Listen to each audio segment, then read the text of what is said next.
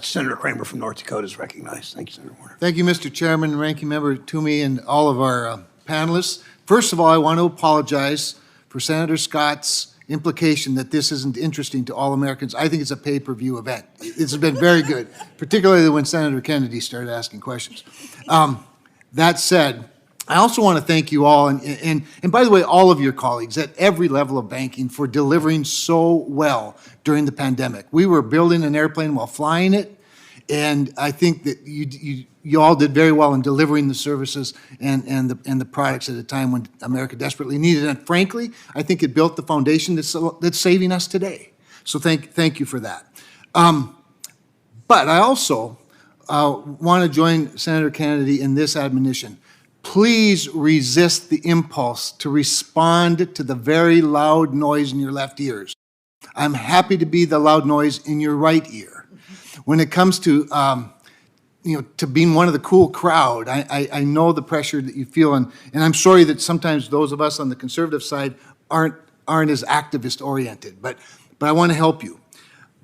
But, and this hasn't come up, so I'm going to bring it up. Last evening, I led a letter that was signed by nearly all of the Republicans on this dais, to the Bank Policy Institute, and you're all, of course, members, regarding this new merchant category code that's for gun and ammunition stores.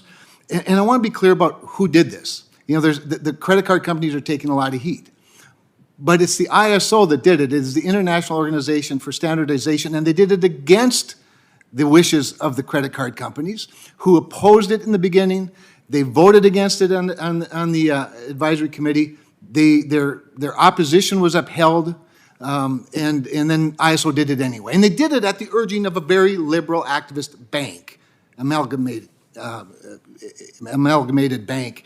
And so I want to ask each of you, as the carriers, as the acquirers, as the facilitators that are providing the capital, will you commit to me, can you commit in front of this committee and the pay-per-view audience that's listening and watching, that your bank will process all transactions for the purchase of legal goods and services, and I might add, constitutionally protected goods? We'll start with you, Mr. Scharf. Senator, we're going to implement the rule that has to be implemented as a member of the network, and we're going to continue to process transactions as we do today. I agree with my colleagues' comments. It won't change anything we do. No, I totally agree, and we don't, we cannot be involved in telling the American citizens how their money will be used. That's not our job. Similarly, Senator, we do not intend to use the code to limit or restrict the purchase of firearms by our customer base. Senator, we don't intend to have any restrictions. Agree with the comments. We'll abide by the rule, but no restrictions. We will not have restrictions.